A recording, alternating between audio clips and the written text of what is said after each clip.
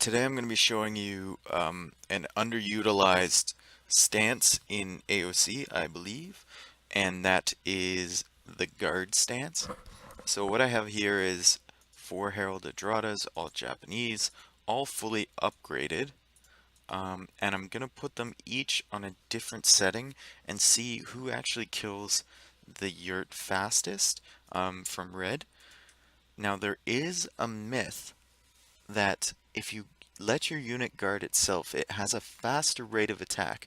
But I'm under the impression, from many years of playing maps like You to Prey and etc., random custom scenarios, um, that it's only the initial attack and recognition of an enemy which is actually faster. So we're going to put that to the test today.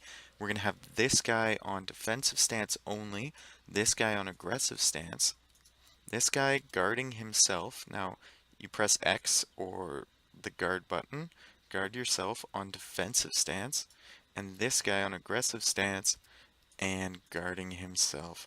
So we're going to switch to enemy here and watch which one kills the yurt fastest. Note that all of them are the same distance away from the yurt and also facing the yurt at the time. Yes, we could see there right off the bat that the guarded aggressive and guarded defensive attacked first, the aggressive attacked next, and then it looked like the defensive was behind. Yeah, so we had guarded aggressive, I think slightly in front of guarded defensive, and then aggressive, and then defensive. So we'll run it again. I'm going to run it 3 times here just to be really, really thorough. So he was what? Offensive, aggressive? Guard? Yeah, he was just defensive. He was what? Aggressive? And he was guarded defensive. Okay. Once again, it seemed like the defensive guy was really slow to attack, and it seemed like the aggressive guy um, was slower as well. Yeah, so we could see the same thing there. The 2 guarded units killed the buildings faster, and then the aggressive, and then the defensive. So we'll run it one last time just to make sure that it wasn't a fluke.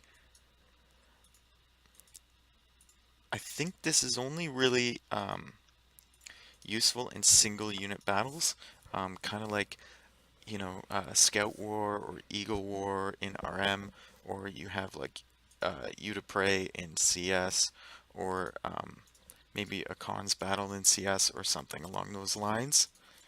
But it is a useful tip to know. I've been using it for about 8 years now, maybe more. Um, and I've never really tested it. It sounds stupid. I've just taken it on the word of others that it actually works. So let's just make sure defensive, aggressive guarded, defensive guarded, and aggressive. Okay.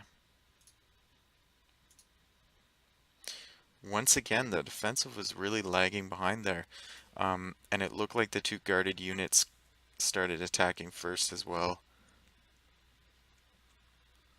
Ooh, this time the defensive one killed it before the aggressive.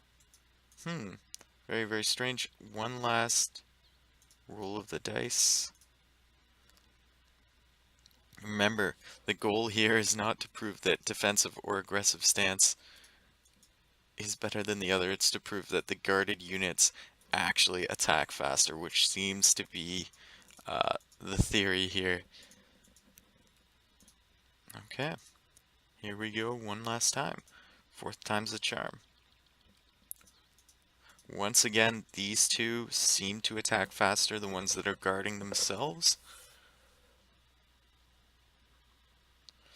And yeah, they finished at the same time. So it must have been a little bit of a pause the last run where the aggressive one took a little bit longer to attack.